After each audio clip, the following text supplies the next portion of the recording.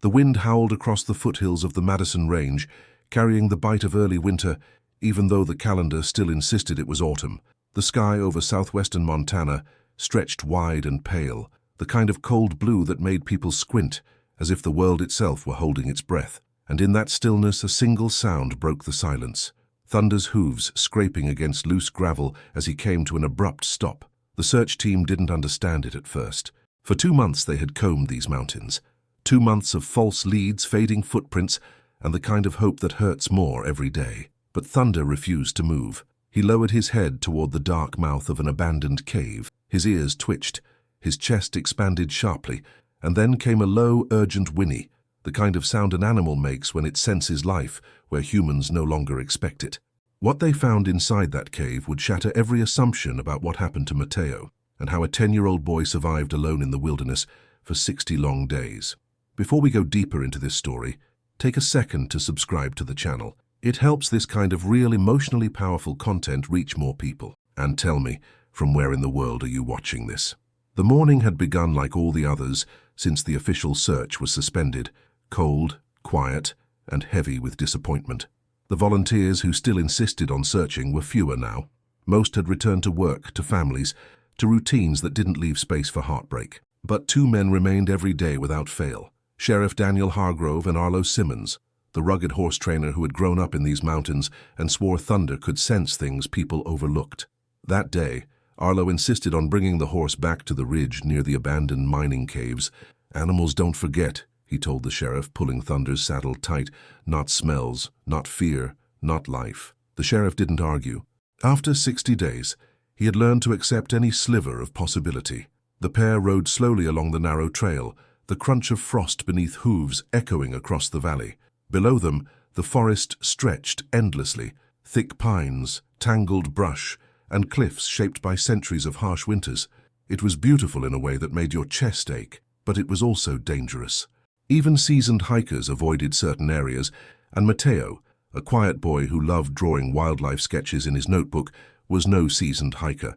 The first rescuers believed he had slipped near the river or been carried off by a sudden storm. Others feared he had encountered a wild animal.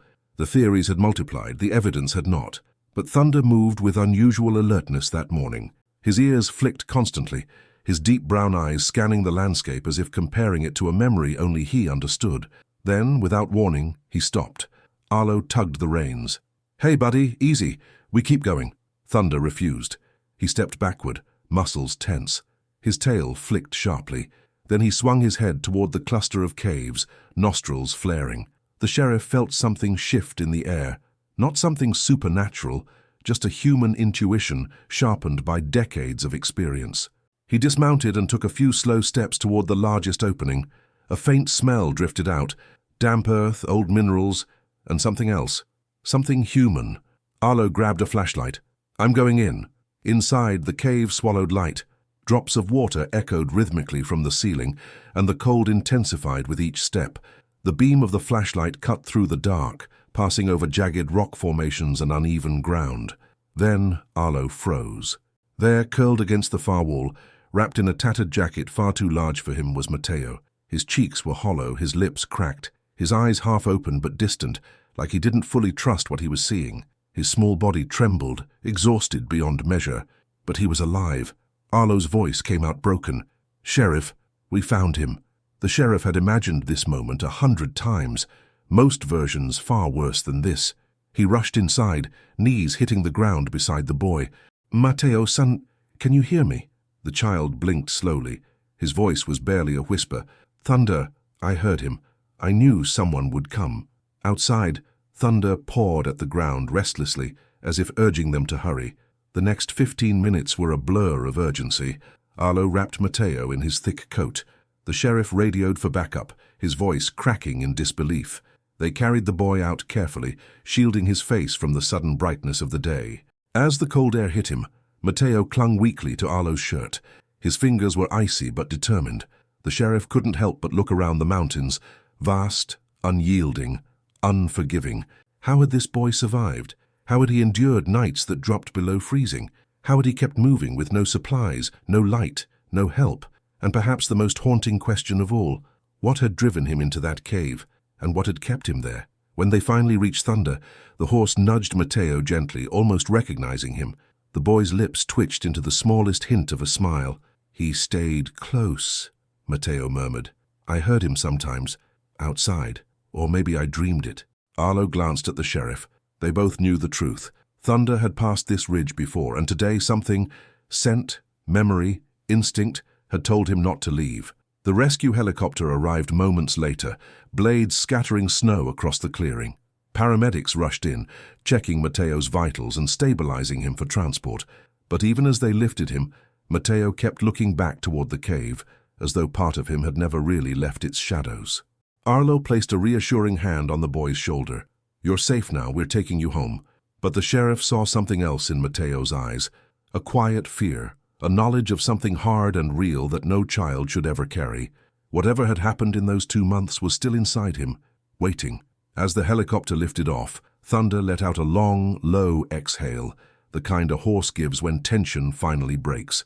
The mountains stood silent again, but nothing about this silence felt the same, because the real story, the one no one expected, was only just beginning. Helicopter blades carved through the grey Montana sky, beating a steady rhythm that matched the anxious pulse of everyone on board. Snow flurries drifted across the windows as the aircraft climbed over the rugged peaks. Mateo lay strapped to the stretcher, wrapped in thermal blankets, his small face half hidden beneath oxygen tubes. His eyelids fluttered every few seconds. As though he was drifting between consciousness and memories he still didn't know how to hold. Sheriff Daniel Hargrove sat beside him, boots planted firmly on the metal floor, hands clasped so tightly that the knuckles had turned white. In all his 27 years of search and rescue work, he had never witnessed a case like this. A child missing for 2 full months in terrain harsh enough to break grown men. And yet, Mateo had survived. But the sheriff knew that surviving and being okay were 2 very different things. The paramedic checked the boy's vitals again, speaking in low, steady tones. "He's dehydrated, malnourished, and severely fatigued," she said, "but his core temperature is stable. That's unusual for someone exposed this long." Sheriff Hargrove nodded but didn't respond. He kept his eyes on Mateo, watching the boy's fingers twitch gently against the blanket. It wasn't random. Those movements felt purposeful, like his body was replaying something his mind wasn't ready to speak out loud yet. Down below, the Montana wilderness stretched endlessly in every direction, dense forests, jagged cliffs, and remote valleys carved by time and weather. From up here the land looked beautiful. From the ground it was unforgiving. A maze, a trap. The sheriff exhaled deeply. "Kid, how did you make it through all that?" For a moment, Mateo opened his eyes. They were dark, tired, but alert enough to reveal something raw. "I didn't think I would," he whispered. The sheriff leaned forward, careful not to overwhelm him. "Can you tell me what happened? Anything you remember?" Mateo swallowed hard, and his fingers gripped the edges of the blanket. The paramedic touched the sheriff's shoulder, signaling to give the boy space. But Mateo spoke again, soft, hesitant. "I wasn't alone at first." The sheriff's heartbeat skipped. "What do you mean? Who was with you?" Mateo's gaze drifted toward the window, following the outline of the mountains below, as if searching for the right moment somewhere in the landscape.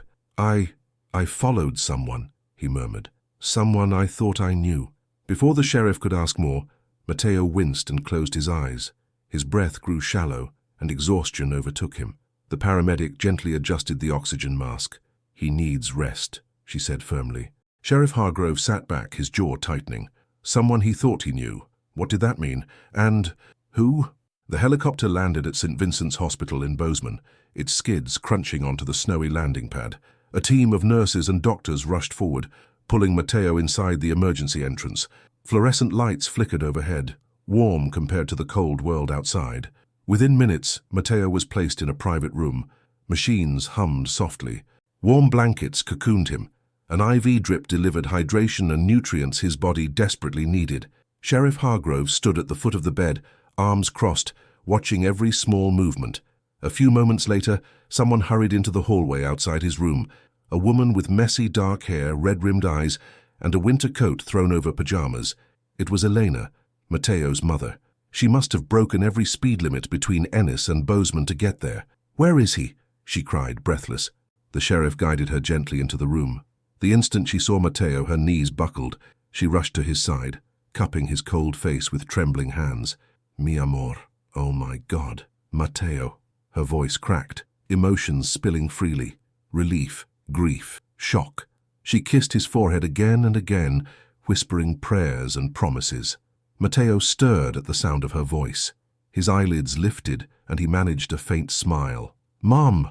Elena broke completely, tears dripping onto the blankets. "I thought I lost you. I thought I'd never see you again."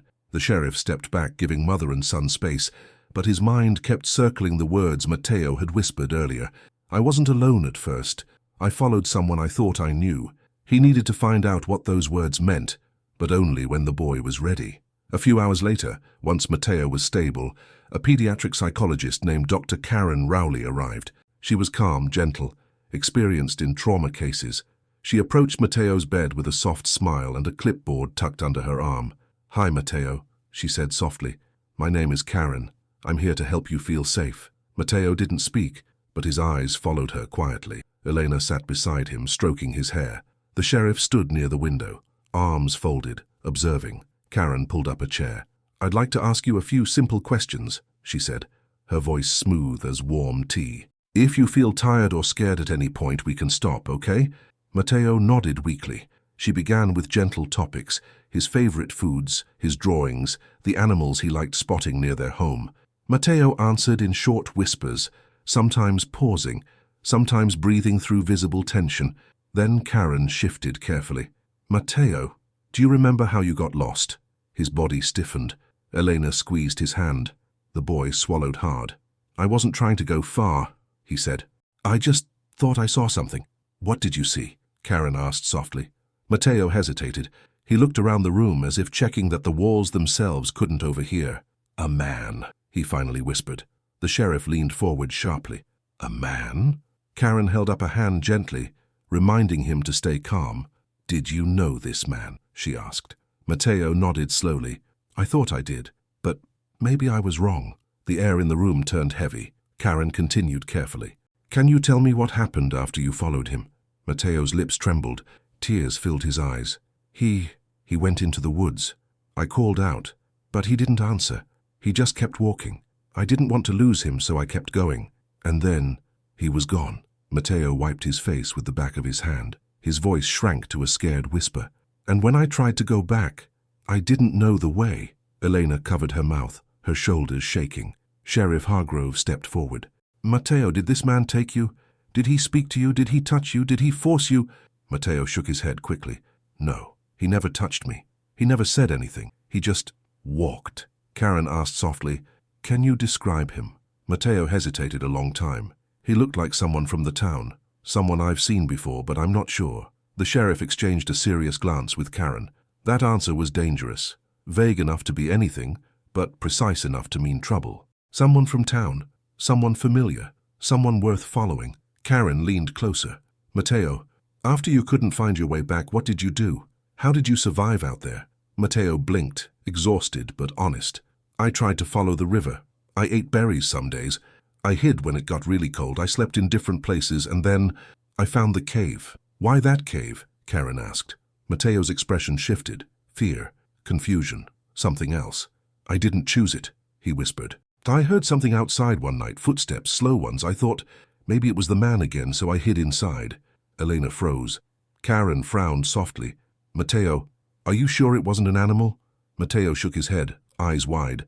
"Animals don't wear boots." The room went silent. Sheriff Hargrove felt every hair on his arms rise. "Boots?" Mateo nodded again. "Heavy ones." The sheriff exhaled slowly, controlled but tense. "Mateo, do you think this person was looking for you?" The boy closed his eyes. "I think he was waiting." Long after sunset, when the hospital hallways had quieted and the steady hum of machines filled Mateo's room, Sheriff Daniel Hargrove stepped outside into the freezing night air. The temperature had dropped sharply, the kind of cold that made the asphalt glisten under the parking lot lights. He shoved his hands deep into his pockets and exhaled slowly, watching his breath cloud and disappear. Boot prints. That single word looped through his mind like an echo he couldn't shut out.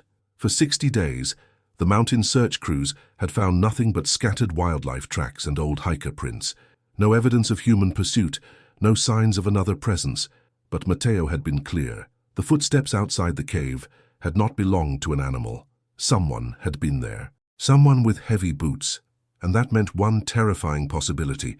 Whoever Matteo followed into the woods hadn't disappeared. He had stayed close, watching, waiting. Inside the hospital, Elena sat at her son's bedside, fingers interlaced with his. Matteo had fallen into a deep, dreamless sleep, his breathing soft and steady. She brushed his hair from his forehead and leaned back, exhausted, but her eyes stayed fixed on the boy as if afraid he might vanish if she looked away. In the hallway, Dr. Karen Rowley approached quietly. "How is he?" she asked softly. "Sleeping," Elena whispered. "He hasn't slept like this since before he disappeared." Karen nodded. "His body needs rest. But his mind," she paused, choosing her words carefully.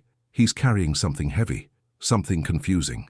Children don't process events the same way we do, especially trauma." Elena swallowed hard. "He said he followed a man, someone he thought he knew." Her voice cracked. "Do you think he was taken?" Karen shook her head gently. "He wasn't taken by force. That much he's sure of. But children follow familiarity, a face they've seen, someone from the community, someone they don't find threatening." Elena closed her eyes. "A monster doesn't always look like one," she whispered. Karen placed a hand on her shoulder. "Right now the most important thing is that Matteo feels safe. When he's ready, he'll tell us more." Elena nodded weakly, but fear still clouded her expression. The sheriff returned inside just as Karen stepped out of the room. "You heard what he said," Karen stated quietly. "We need to approach this gently." "I know," Daniel replied. "But if someone from town is involved, I need to know who now."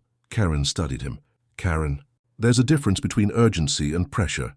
I understand that, but someone was near that cave. Matteo's not imagining it." Karen exhaled. "Just let him rest for tonight. Tomorrow we'll continue slowly." Daniel nodded reluctantly.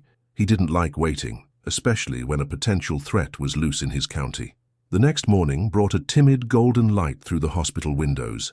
Snowflakes drifted lazily outside, the promise of a heavier storm building over the mountains. Matteo woke early, his eyes opening with a mixture of alertness and confusion. The room felt warmer than the world he'd left outside, safer, but overwhelming. Elena smiled through tired eyes. "Good morning, sweetheart." Matteo blinked, then whispered, "Am I really home?" "You're safe," she said, squeezing his hand. "You're not going back there." A flicker of fear crossed his face. "The man, he won't come here, right?" Elena froze, her breath catching. Before she could respond, a knock sounded at the door. Sheriff Hargrove stepped inside, removing his hat respectfully. "Morning, Matteo. Mind if I talk to you for a minute?" The boy hesitated, then nodded slightly. Elena stayed beside him, refusing to move. Daniel pulled a chair to the bed, sitting low so he wasn't towering over the child. "I'm not here to scare you," he began gently, "but I have to understand what happened. Anything you can tell me helps us keep you safe, helps us keep everyone safe." Matteo tugged at the blanket nervously. "Okay. Yesterday, you mentioned someone you followed," Daniel said softly. "Someone familiar." Matteo's breathing hitched. Elena stroked his hair again. "It's okay, honey, you don't have to be afraid." But the sheriff saw the boy's eyes dart toward the closed door, as if checking whether someone might walk in. Daniel continued slowly. "Do you remember what he looked like? Anything at all?" Matteo licked his lips. He wore a jacket, dark, and a cap. His eyes narrowed, like he was trying to retrieve a half-buried image. I think he had a beard." Daniel nodded calmly. "That's good. Anything else?" Matteo shook his head. He never turned around, he just walked, like he wanted me to follow, but not too close. The sheriff's brows tightened. That detail mattered. Intentional distance, controlled pace, predatory behavior. But he kept his voice even. "And the boots. You said you heard boots." Matteo nodded quickly now. "When I hid in the cave, I heard them outside. Not walking, just standing." Elena's grip tightened around her son. Daniel leaned in just slightly. "Did he say anything? Did he call to you? Did he try to come inside?" Matteo swallowed. "No, he never came in. I don't think he knew exactly where I was." "Then how do you know it was him?" Matteo's voice dropped to a whisper. "Because he stopped right at the entrance, like he was listening." A chill crawled up the sheriff's spine. "What happened next?" he asked. "He left, but not far. I heard him again the next night, and the next." The sheriff's breath caught. "Every night?" he repeated. Matteo nodded. "He was close. always close. Later that morning, while investigators secured the area around the cave, Sheriff Hargrove drove back toward Ennis, his eyes scanning every ranch, every pickup truck parked on the roadside, every man walking into the diner as though each could be the one Mateo described. Montana communities were tight-knit. People knew their neighbors, their routines, their families. Outsiders stuck out. But Mateo hadn't described an outsider. He had described someone from town, someone Mateo trusted enough to follow without question, and someone who had lingered near the cave night after night without alerting search teams. Daniel's radio crackled just as he crossed the town line. "Sheriff, you're going to want to hear this." The deputy's voice crackled through. "We found something near the cave." "What is it?" There was a pause. "Boot prints, fresh ones, from the last 24 hours. Daniel's grip tightened on the steering wheel. "Fresh?" That meant the man had come back even after the rescue. "Send me the coordinates," he ordered. "I'm on my way." As the radio clicked off, the sheriff stared straight ahead, jaw tightening. Someone wasn't finished with this boy. Someone wasn't backing off. And for the first time since the rescue, a grim certainty settled in his chest. Mateo wasn't found by accident. Thunder didn't lead them there by coincidence. And whoever had been watching the cave wasn't gone. Now was falling in thick, quiet sheets over the Madison Range when Sheriff Daniel Hargrove reached the site. The storm that had been building all morning finally descended, covering the landscape in a cold, muffled stillness. Pine branches sagged under the weight. The air tasted sharp. Visibility shrank to mere yards. But even with the storm, the search team's tension was unmistakable. 2 deputies stood near the cave entrance, their breath forming small bursts of steam as they talked in low voices. A third man, Deputy Carter Reeves, knelt beside a set of footprints partially protected by the rock overhang. The sheriff dismounted his truck and approached, boots crunching through the fresh layer of snow. "What do we have?" Daniel asked. Carter rose slowly. "Boot prints. Size looks like maybe 11 or 12. Deep tread. Not from any of the search crew. And—" he hesitated, lowering his voice. "They're new. Not older than last night." Daniel's jaw tightened. "Mateo said the man came back every night. We rescued him yesterday morning. So whoever this is, returned after we pulled the boy out." "Looks that way." For a long moment the sheriff didn't speak. The only sound was wind sliding across the ridge and the distant rustle of snow off the tall pines. Daniel finally crouched beside the prints, studying them closely. The placement, the depth, the slight angle inward, these weren't the steps of someone wandering. They were deliberate. A person standing purposefully at the mouth of the cave. "Any sign he went inside?" Daniel asked. "No," Carter replied, "but he stood here long enough to pack the snow down, long enough to listen."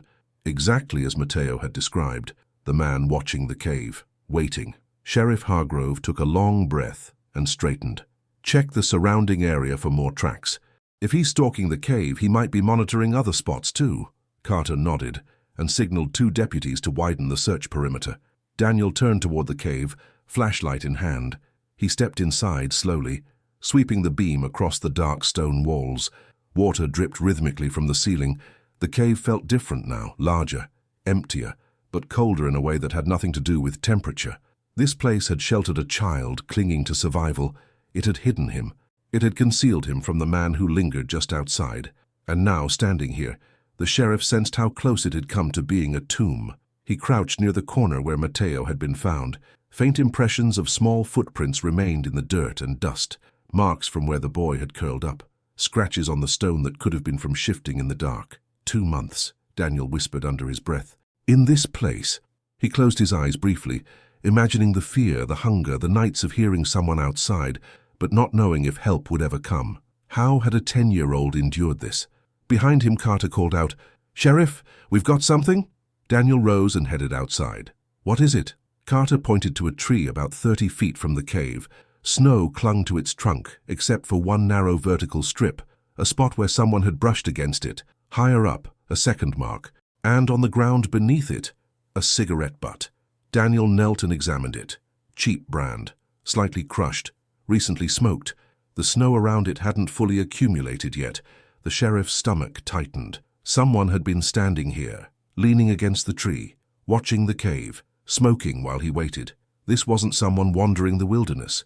This was someone comfortable here, someone who knew no hikers would be out in this weather, no tourists this far out. Someone who believed he could creep back after the police had left. Daniel stood, staring out at the storm-muted landscape. "Bag it," he ordered, "and keep searching." Back in town, the tension spread quickly through the small community. Ennis wasn't the kind of place where whispers stayed quiet. By midday, the diner buzzed with murmured theories. An out-of-state drifter, a hunter who saw something he shouldn't have, someone from the old mining crews. But one truth sat heavy in everyone's mind. Whoever had been out there had been close to Matteo, too close. At the hospital, Elena sat with her son, reading to him softly. Matteo's small fingers traced the edge of the blanket unconsciously. He listened, but his eyes kept drifting toward the door as though expecting someone to appear at any moment. Dr. Karen Rowley returned for another short session. She spoke gently, asking permission before each question, ensuring Matteo felt control, something he had lost for weeks out in the wild. "How are you feeling today?" she asked. "Tired," Matteo murmured. "That's okay. Your body is catching up from everything it went through." She paused. "Do you feel safer now?" Matteo hesitated, then nodded. "Here, yes." "And out there?" Karen asked carefully. "No," Matteo whispered. He was too close. Eleanor's grip on her son's hand tightened. Karen leaned in slightly. "Matteo, yesterday you told us you thought the man looked familiar. Someone from town. Someone you thought you knew." She gave him a reassuring smile. "You've been very brave telling us these things. But do you remember anything else about him?" Matteo shook his head quickly, anxious. "No, it's blurry. I just know I followed him because I didn't think he'd hurt me. But then he didn't talk. He didn't turn around. And when I got lost, I called for him, but he didn't come back." Karen glanced at Elena, then back at the boy. "Do you think he wanted you to get lost?" Matteo lowered his gaze. "I don't know." The answer was honest and terrifying. Karen softened her tone. "Matteo, you're safe now. Whoever that man was, he can't reach you here." Matteo's eyes flickered with fear. "But he came back. He came back to the cave." Eleanor froze. Karen's voice stayed calm. "How do you know that?" Matteo swallowed deeply. "Because the last night before Thunder came, I heard him, closer than before, like he was angry." Eleanor pressed her hand to her mouth. Daniel's words echoed in her mind. This wasn't a coincidence. By late afternoon, Sheriff Hargrove returned to the hospital. Snow clung to his jacket and hat as he stepped into the warm hallway. He brushed it off and made his way toward Matteo's room with heavy steps. Elena looked up when he entered. "Did you find anything?" she asked, voice trembling. Daniel hesitated. He didn't want to overwhelm her, but he also wouldn't lie. "We found tracks," he said quietly. "Fresh ones. And a cigarette butt." Elena inhaled sharply. "So he really was there, even after—" Daniel nodded. Matteo watched him with wide, scared eyes.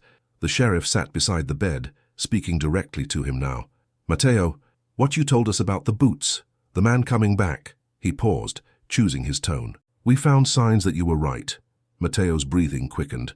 "But I need you to remember something very important," Daniel added gently. "You are safe now. We won't let him get near you." For the first time, Matteo looked directly into the sheriff's eyes, and there was something new in his expression. Not fear, not confusion, but a quiet, growing determination. "Sheriff," Matteo whispered, "I think I know why he came back." Daniel's heart hammered.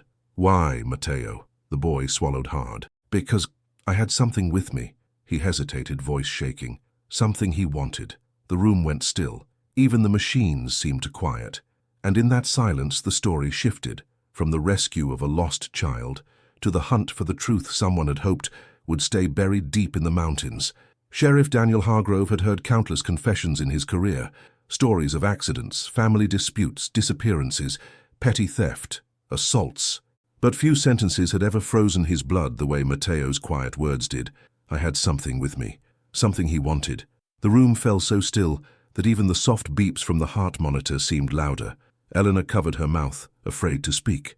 Dr. Karen Rowley leaned forward, sensing the weight of the moment. Daniel sat at the edge of the hospital bed, leaving space so he wouldn't intimidate the boy. "Matteo," he said gently, "take your time." "What did you have?" The child tugged the blanket closer to his chest as if protecting himself from the memory. "Did you find it in the forest?" Karen asked softly. Matteo shook his head. "No, I took it before I went into the woods." "Took what?" Elena asked, confused and scared. Matteo's eyes glistened with the heaviness of a truth he'd been too afraid to say aloud. "A notebook," the sheriff frowned. "A notebook? What kind?" Matteo swallowed hard. One that wasn't mine. I found it near the old lumber shed behind the school. It was kind of hidden, like someone put it there fast. And why did you take it? Karen asked. Mateo hesitated. Because I like sketching. I thought it was empty, but when I opened it, there was writing inside. Stuff I didn't understand. Names, places, money, and... His voice trailed off. And, Daniel encouraged gently, tiny maps, hand-drawn ones. The sheriff exchanged a tense look with Karen and Eleanor. Did you show it to anyone? Karen asked. Mateo shook his head quickly. No, I got scared. I thought someone would get mad at me, so I hid it in my backpack. Daniel leaned forward. And on the day you disappeared, Mateo nodded. I had my backpack, so the notebook was with me. Elena pressed a hand to her chest. Oh God. Now, the pieces began clicking into place. The man Mateo followed. His silence, his steady pace, his failure to respond when the boy called out. The footsteps outside the cave every night, close but never entering. This wasn't a random predator. This wasn't a stranger passing through. It was someone who wanted something back, something a 10-year-old had taken without knowing the danger. Daniel's heart tightened. Mateo, why did you follow the man that day? The boy answered with brutal childhood honesty. Because I thought he wanted the notebook back, and I thought he was too shy to ask. He was standing near the lumber shed that morning. I recognized his jacket. He saw me. Then he started walking. Karen asked gently, did he call you? Wave at you? Say anything? Mateo shook his head. No, he just walked fast, like he was in a hurry. I thought I should give it back. Then the hardest part came. But when we got farther into the trail, he went between the trees, and he disappeared. Mateo's voice cracked. I called for him. A lot. But he didn't come. Eleanor instinctively wrapped her arms around her son, tears spilling silently. Daniel stayed focused. Mateo, he said softly, at any moment did he turn around? Did you see his face? The boy bit his lip, thinking. No, he whispered, but I think I knew him. I think I'd seen him before. Daniel didn't push further.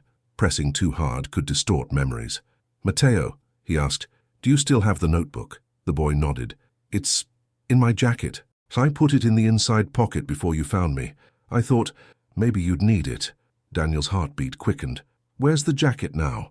Eleanor pointed to the hospital room closet, where a nurse had stored all of Mateo's clothing. The sheriff crossed the room, opened the closet and pulled out the small dirty jacket, stiff with cold, smelling faintly of the cave. Which pocket? He asked. Mateo pointed to a small inner pocket sewn by hand. Daniel reached in. If there was a notebook inside, the entire case was about to change. His fingers touched something, small, rectangular, hard-edged. He pulled it out. A worn black notebook, weathered but still intact. Just looking at it made Daniel's stomach drop, instinctively, as if he knew he was holding something dangerous. Elena and Karen leaned closer. Daniel opened it. The first page was covered in numbers, large sums crossed out, rewritten. The second page had names, some of them familiar townspeople. The third held a rough map of the region, with small X's marking abandoned cabins, old storage sites, remote trails. Elena gasped quietly. Karen leaned in further, but Daniel froze at the fourth page. There, written clearly, was his name, Daniel Hargrove, a date from 5 months earlier, a large dollar amount beside it, circled twice. Elena's eyes widened. Sheriff, what is that? But he didn't answer. He turned the page. More names, more dates, more numbers.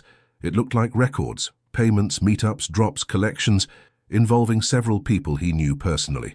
And toward the end, a list titled, Those Who Know Too Much. 6 names, all residents of Ennis. 3 crossed out, 3 still visible, and 1 name, his own, was underlined, as if someone had decided he was next. Daniel slowly closed the notebook, feeling its weight like a loaded weapon. It wasn't just a notebook, it was evidence. Dangerous evidence. Elena saw the terror he was trying to hide. Sheriff, what does it mean? He exhaled slowly, grounding himself before speaking. It means the man who followed Mateo, he said quietly, wasn't just trying to get a notebook back. He looked at Mateo, then at Elena, then at Karen. He was trying to protect something criminal, and Mateo stumbled right into it. Mateo's eyes filled with fear. Sheriff, is he going to come back? Daniel didn't answer right away, because deep down he knew the truth. Yes, he would come back, not just for the notebook, but to erase everything inside it. The sheriff's office in Ennis had never felt so small. A freezing wind rattled the windows as Sheriff Daniel Hargrove stepped inside with the black notebook held tightly in one hand. Snow clung to the shoulders of his jacket. His breath was spent from the rush. And for the first time in years, he could feel a weight in his chest that he couldn't push down with discipline or training. He walked past the front desk without a word and headed straight into the conference room. He needed privacy. He needed space. He needed to think. He shut the door and locked it. Then he placed the notebook on the table and stared at it like it was a ticking device. He had no idea how deep this went, but he knew one thing. The names inside this notebook weren't random. The numbers weren't mistakes, and the underlined note beside his own name wasn't a coincidence. Whoever owned this notebook had been watching him, and watching Mateo, and watching others in town. Someone very close. Someone who knew the back roads, the trails, the caves, the abandoned buildings with their shadows and silence. Someone who knew where a child might hide and where a child might be found. Daniel ran a hand over his face and murmured to no one, "This is bigger than I thought." "First him, Miss End." It didn't take long for Deputy Carter Reeves to knock at the door. "Sheriff, you in there?" Daniel unlocked the door halfway and stuck his head out. "We need to talk." "Close the door." Carter stepped in, snow melting on his boots, and studied the sheriff's expression. "What's going on? You look like you've seen a ghost." Daniel didn't appreciate the choice of words, especially since nothing about this was supernatural. Everything was painfully real. He slid the notebook across the table. Carter opened it casually, then his eyes sharpened. He flipped pages faster. His jaw tightened. "Jesus." "Exactly," Daniel said.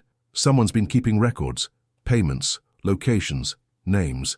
Some of these people—" Carter froze. "These are local ranchers, mechanics, guys who grew up here." "I know. And these numbers." Carter's face darkened. "This looks like payouts. Illegal ones. Maybe smuggling? Maybe stolen goods." Daniel kept his voice low. "Drugs are possible too. We've had increases in unmarked packages since spring." Carter closed the notebook slowly, like he was afraid of leaving fingerprints on it. "Sheriff, we've got a problem. A big one," Daniel agreed. Because if the notebook was real, and it was, then someone in Ennis wasn't just committing crimes.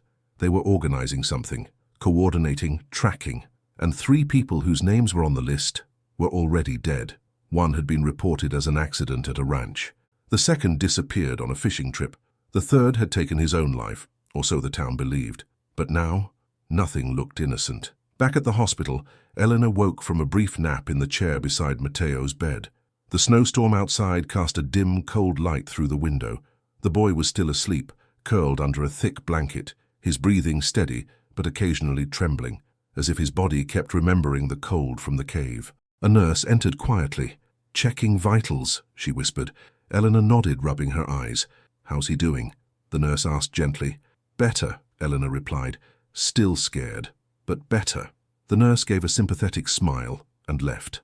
A moment later, Dr. Karen Rowley stepped in, holding a folder and a warm presence that seemed to calm the room. "How's our fighter?" she asked. Elena brushed a hand over her son's hair. "Resting." Karen noticed the tension in the mother's posture.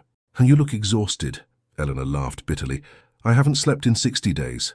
"I know," Karen said softly, "but he's safe now, and we're going to help him through this." Eleanor nodded, but her eyes drifted toward the door again. She hadn't said it yet, but a part of her feared the man from the woods could walk right into the hospital.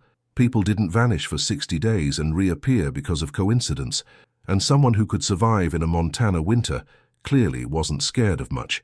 "Do you think he'll come after Mateo?" Eleanor finally whispered. Karen took a breath before answering. What Mateo had was important.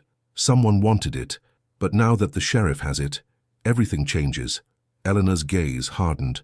But a man like that doesn't just give up. Karen didn't argue, because she agreed. Back in the conference room, Daniel and Carter spread out a map of Madison County. Red circles marked old logging routes, abandoned sheds, forgotten campsites, mines left to rot in the mountains, places no one visited, except people who didn't want to be found. "We need to assume the man is local," Daniel said.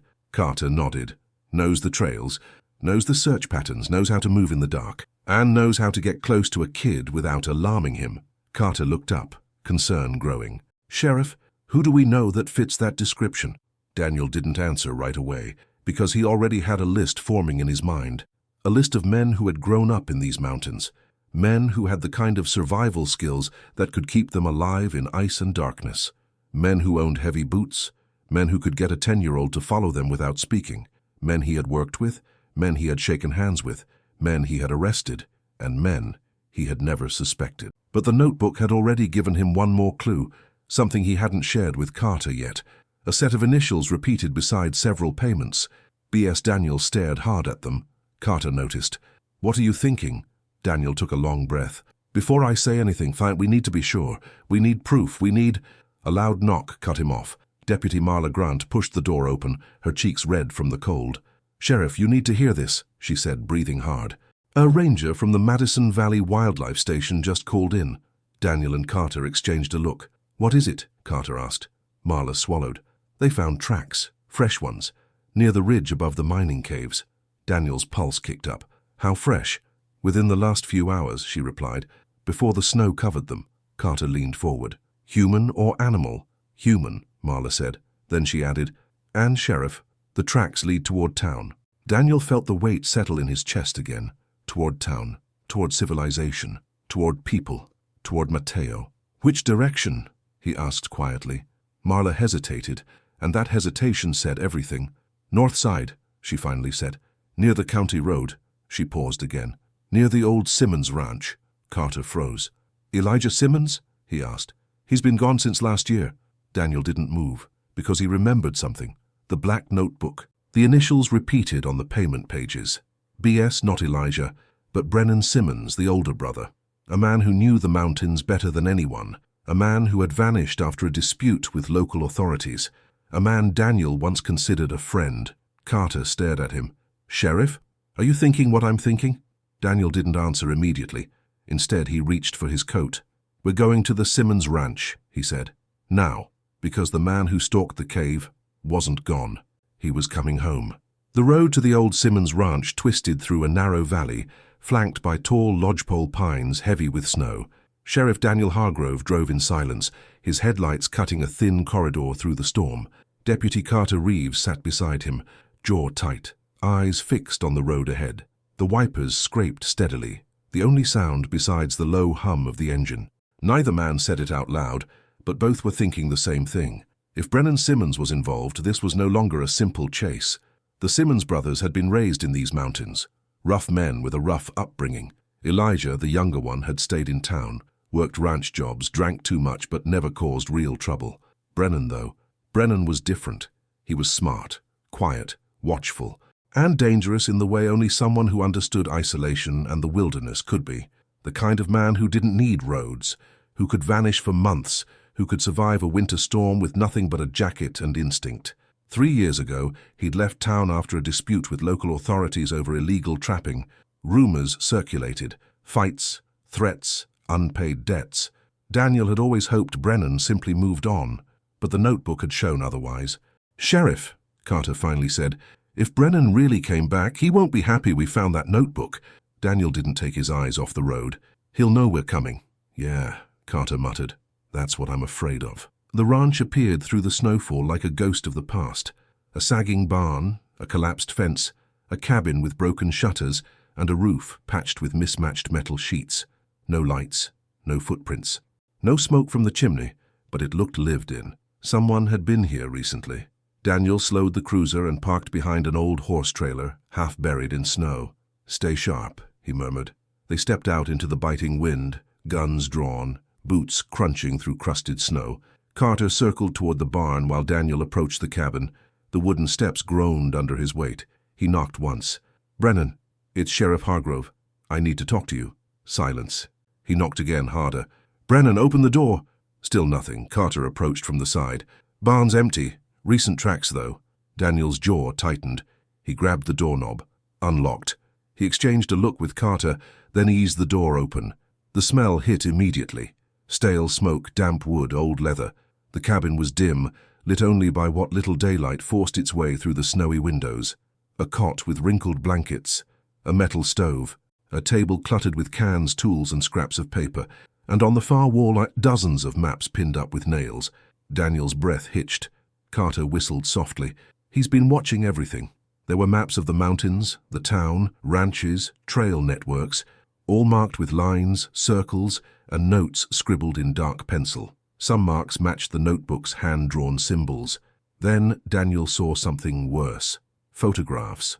Small, grainy photos taken from a distance. Some of the school. A few of different parts of town, and near the bottom corner, a picture of Mateo. Daniel froze, staring at the child's image, walking home from school, backpack on, innocent and unaware. Carter stepped beside the sheriff. He was watching him, planning something. Daniel clenched his jaw. He wanted the notebook back quietly. Mateo following him made it easier. And when the kid didn't return home, Carter said softly, he realized a search would start. Daniel nodded grimly. So he stayed close enough to know when to move. Carter exhaled sharply. Sheriff, Brennan didn't expect Mateo to survive 2 months. No, Daniel agreed, and he definitely didn't expect thunder. For a moment, the two men stood in the cold cabin, both absorbing the chilling truth. The man who stalked the mountains wasn't desperate. He was confident, calculated, patient, a predator of opportunity. Daniel moved deeper into the room, examining the table. A tin cup of coffee sat half frozen. A jacket hung over a chair. A pair of boots sat near the stove, large with deep tread. Fresh mud clung to them. He's nearby, Daniel said, his voice low. Carter nodded. Tracks from the ridge came this direction. Daniel scanned the room again. Something bothered him. A sense that everything here was arranged too neatly, too deliberately. Suddenly Carter stiffened. Sheriff, the door. Daniel turned. It had drifted shut behind them. A faint metallic click sounded from outside. Daniel's instincts snapped into high alert. He sprinted to the door, yanked it open. Nothing but swirling snow, no footprints, no shadow. But then he saw it, tucked into the wooden frame just above the latch. A single cigarette butt, freshly lit, still warm. Carter whispered. He was right here. Daniel scanned the tree line, heart pounding. Brennan was out there, watching them now, just like he had watched the cave, just like he had watched Mateo. The snowstorm created a white curtain perfect for concealment. A shape moved between the pines. Daniel raised his weapon. Brennan, stop! But the figure melted back into the trees, silent, calculated, gone. Carter cursed under his breath. He's playing with us. No, Daniel murmured. He's warning us. They stepped outside cautiously, sweeping the area with their weapons. Snow muffled everything, their movements, their breaths, their fear. Daniel spoke carefully, piecing together the meaning. He knows we found the notebook. He knows Mateo talked. He knows we're connecting the dots. Carter added quietly. Then he also knows we'll protect the kid. The sheriff exhaled slowly, watching the flakes fall. Exactly. Carter glanced toward the road. Sheriff, Mateo's safe in the hospital, right? It wasn't really a question. Not anymore. Daniel holstered his weapon. Carter, he said, his voice low and deliberate. Call Marla. Tell her to get 2 deputies to the hospital immediately. Carter's expression hardened. You think Brennan would... Yes, Daniel cut in. If he's desperate, if he thinks Mateo can identify him, or that the notebook won't be enough without the boy's testimony. Carter nodded and stepped away to radio in reinforcements. Daniel looked back at the silent cabin, at the maps, the photos, the boots, the smoke still curling from the cup, and a truth settled cold and heavy in his chest. Brennan wasn't running. He was circling, waiting, choosing the moment. And Mateo, tired, frightened, recovering in a hospital bed, was still in danger. Daniel whispered to the trees, I'm not letting you get to him. But the mountain wind swallowed his words whole. The snowstorm reached its peak by the time Sheriff Daniel Hargrove returned to the hospital. Wind hammered against the sliding glass doors, driving sheets of white across the parking lot. The cold bit into his face as he rushed inside, brushing snow from his jacket. The warmth of the hospital felt unnatural, too bright, too calm, compared to the chaos he just left at the Simmons Ranch. A receptionist looked up from her desk, but said nothing as Daniel strode past, boots clicking sharply on polished tile. 2 deputies, Marla Grant and Jacob Wells, stood near the nurse's station outside Mateo's room. Both looked tense. Any movement? Daniel asked. None, Marla replied. No visitors, no suspicious activity. We've kept eyes on both entrances. Daniel exhaled, relieved but not relaxed. Good. Brennan Simmons is nearby. He saw us. He knows we're onto him. Jacob's eyes widened. You saw him? Daniel hesitated. Not clearly, but he was there, close enough to leave a cigarette still burning. Marla muttered a curse under her breath. So he really is back. And he's not hiding anymore, Daniel said. He's watching, studying, and he knows Matteo is the one person who can connect him to that notebook. Marla straightened. We'll stay here. No one gets through without ID. Daniel nodded. Good. I'm going in. Tersib 6, Murray. Inside the room, the lights were dimmed. A heart monitor beeped softly. Matteo lay asleep, curled slightly on his side, wrapped in warm blankets. His breathing was even, but his small hands were clenched in tension, even in rest. Elena sat beside him, the same spot she'd barely left since he was rescued. Her eyes were red from crying, but her posture was firm, a mother who had run out of tears, but not strength. She looked up sharply when the sheriff walked in. You found something, she said immediately. I can see it. Daniel closed the door behind him. He didn't sugarcoat the truth. Elena, Brennan Simmons is alive. He's here, in the valley, and he knows we found the notebook. A flicker of terror crossed her face. Does he know Matteo is here? Daniel nodded. He knows, or he will soon. Elena's breath hitched. Karen Rowley, who had been reviewing notes by the window, stepped forward. Sheriff, what's the protocol? Do we move Matteo, increase security? We're already increasing it, Daniel said, but moving him could be dangerous in this storm. Roads are closing fast. Matteo stirred in his sleep. Elena immediately checked on him, smoothing his hair. What does this man want? She whispered. Why is he doing this? Daniel took a slow breath. Brennan Simmons was involved in something illegal, something organized. That notebook isn't just a list. It's a ledger, a record of criminal activity tied to multiple people in this county. Elena's eyes filled again.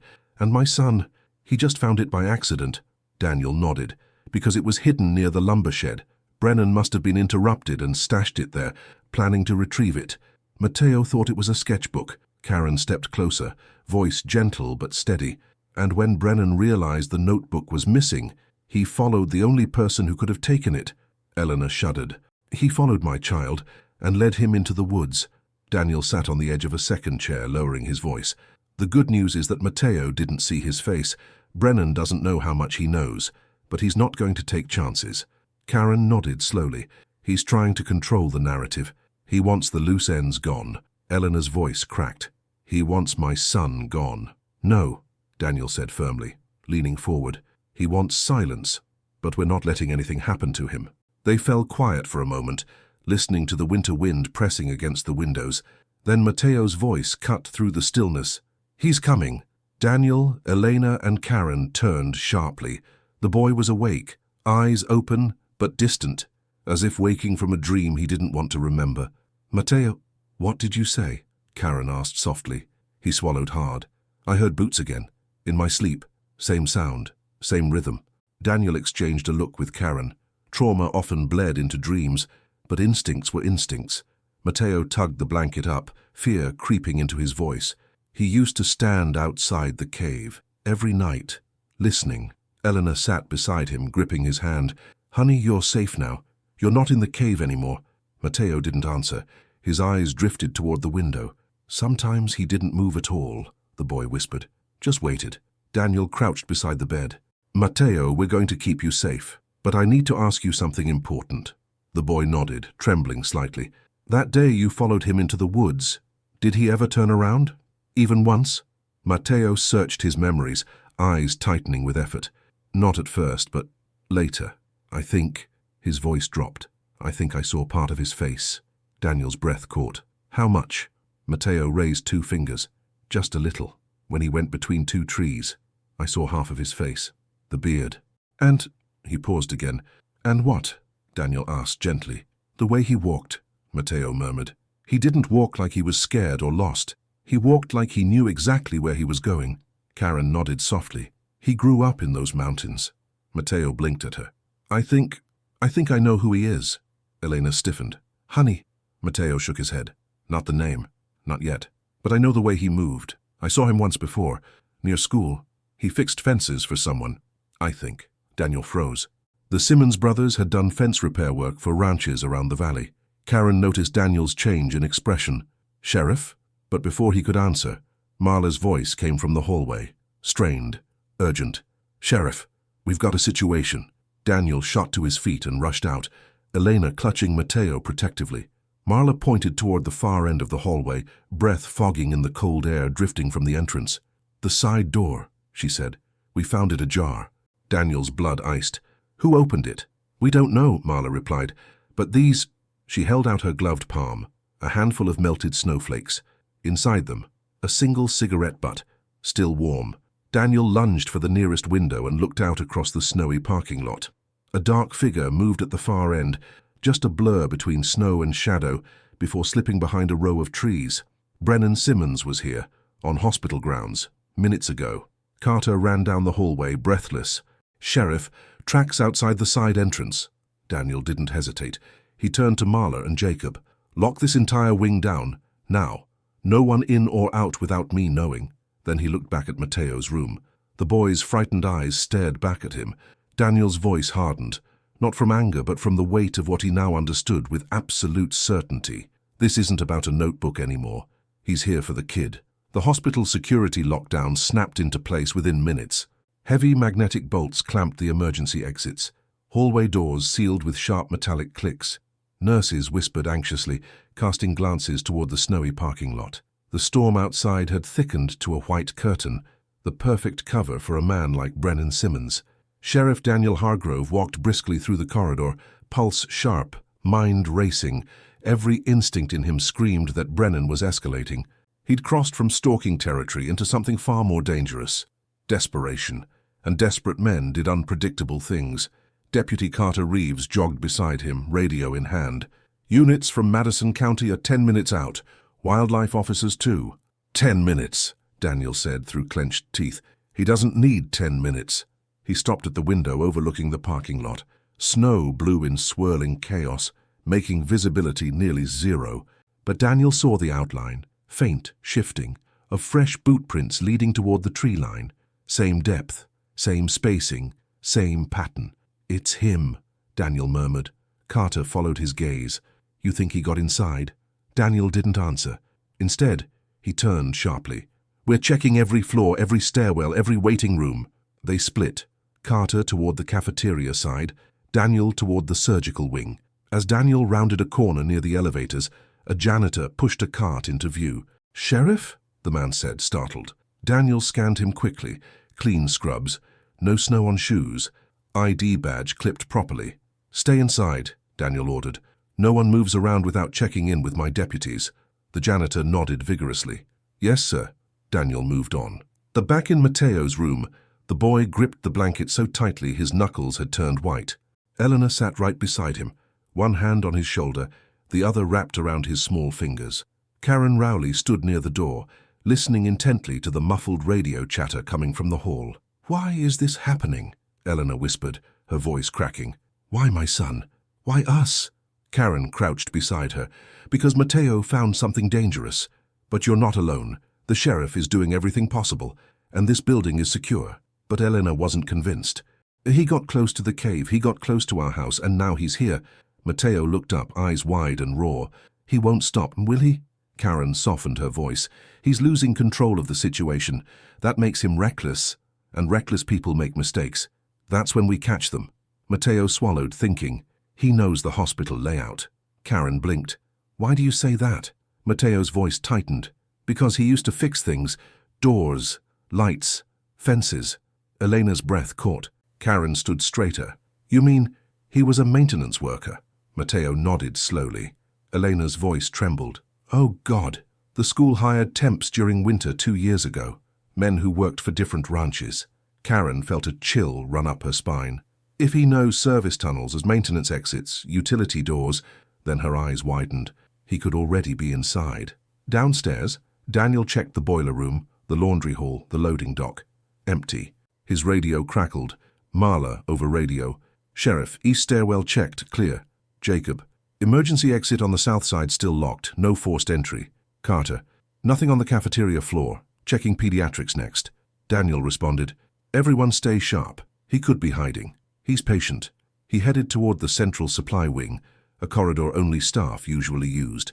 The fluorescent lights flickered slightly.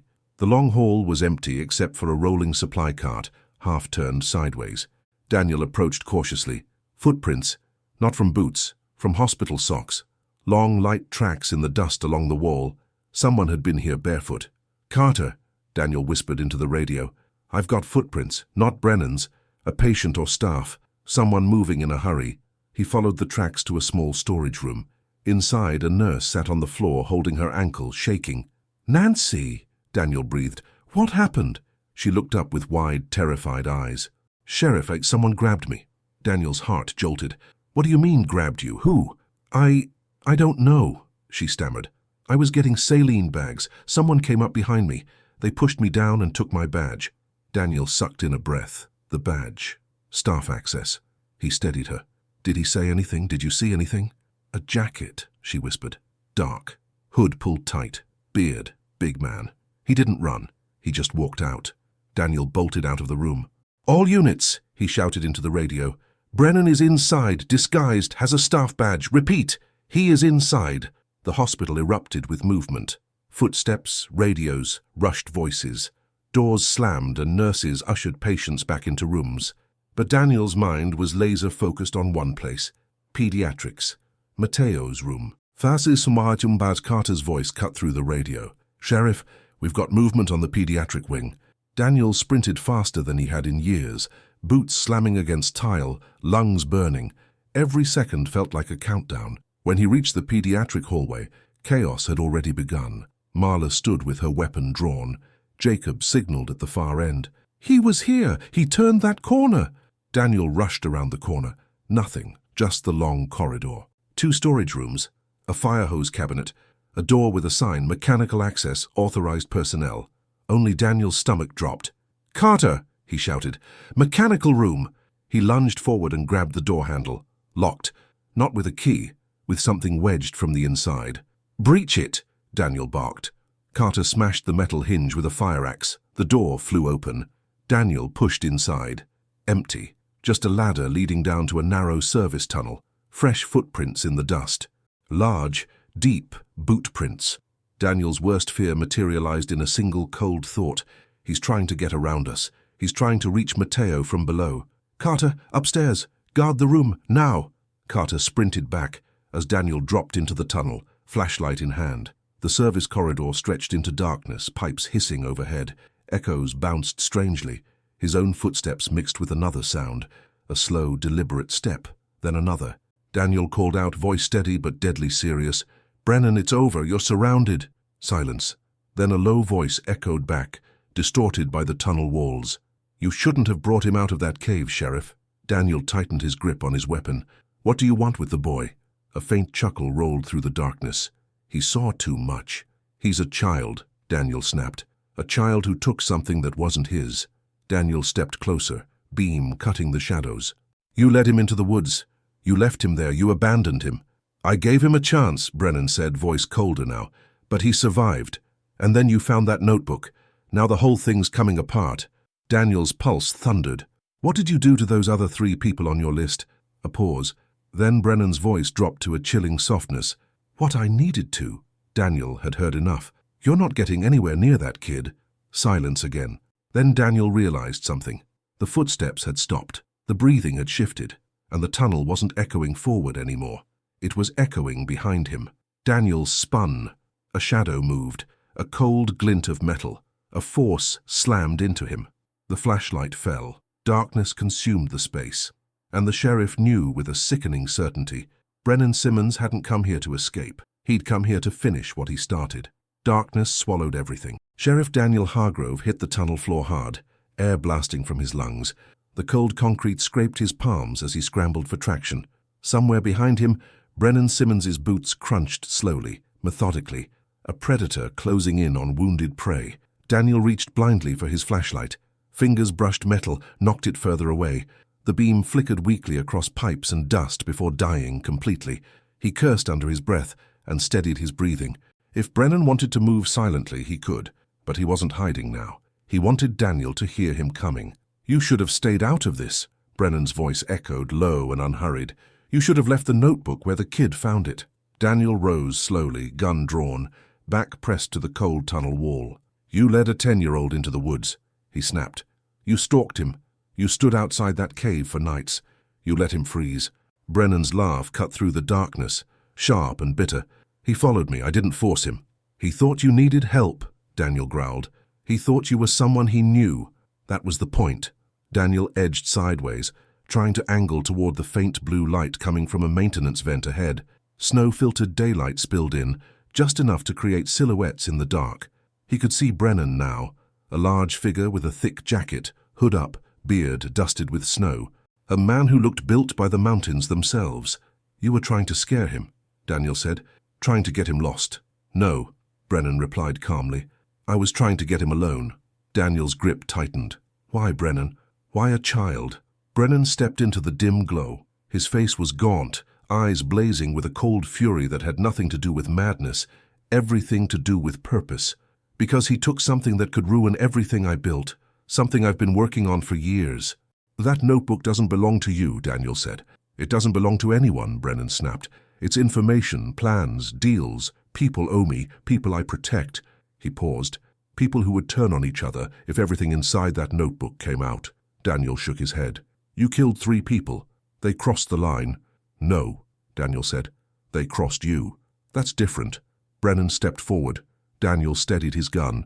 Don't do it. You won't shoot, Brennan murmured. You want to test that? Brennan smirked. You're not like me, Daniel. You're a good man. And Mateo, he's a good kid. But good doesn't survive out here.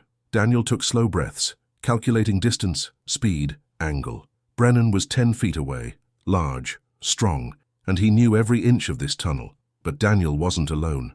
Up above this underground corridor was a hospital full of deputies, and a boy who had survived 2 brutal months because he refused to give up. That mattered. Brennan, Daniel said quietly, it ends here. A flicker, not fear but something like annoyance, crossed Brennan's eyes. It ends when I say it ends. He lunged. Daniel sidestepped just as Brennan's arm swept forward, catching the wall with brutal force. The impact shook dust from overhead pipes. Daniel swung his gun up, but Brennan grabbed his wrist, slamming it against the concrete. Pain shot through Daniel's arm. The gun clattered to the floor. Brennan punched hard. Daniel ducked. The blow grazed his cheek. Another punch, another dodge. But Brennan was too strong. He grabbed Daniel by the jacket, lifted him, and slammed him against the wall. Daniel gasped, vision swimming. You can't stop what's coming, Brennan growled. That notebook, those names, they're bigger than you know. Daniel's feet scraped desperately for leverage. And you think killing a child will fix that? Daniel forced out. Brennan's eyes hardened. He shouldn't have taken it. And you shouldn't have left it behind. Rage flashed across Brennan's face. He drew a knife from his waistband. Daniel froze. This was no longer about threats. This was the final move. But just as Brennan raised the blade, a voice echoed faintly down the tunnel. Sheriff! It was Carter. Brennan whipped his head toward the sound. A fatal mistake. Daniel surged forward with all the strength he had left, slamming his shoulder into Brennan's ribs. The knife scraped the wall, sparks flying. Brennan stumbled. Daniel lunged for his gun on the floor. Brennan kicked it away. Daniel dove behind a pipe cluster as Brennan swung the knife again, slicing the air inches from Daniel's cheek. Surrender! Carter's voice shouted from above. Drop the weapon! Brennan didn't respond. He was locked in, focused, unstoppable. Daniel used the distraction to roll backward, grabbing a long metal tool from a maintenance cart. A heavy wrench. Brennan charged. Daniel swung. Metal cracked against Brennan's forearm. He grunted but didn't fall. He swung again, this time catching Brennan across the jaw. The larger man stumbled backward, dropping to one knee. Daniel stood over him, chest heaving. It's over, Daniel said. Brennan's eyes flicked up, sharp and defiant. No. He reached for the knife. Daniel didn't hesitate. He kicked it away, then pinned Brennan with the wrench pressed to his collarbone. Carter finally dropped from the ladder, gun drawn. 2 more deputies followed. Hands where we can see them, Carter shouted. Brennan didn't fight. Not because he surrendered, but because he realized escape was finally impossible. Slowly, breathing heavily, he raised his hands.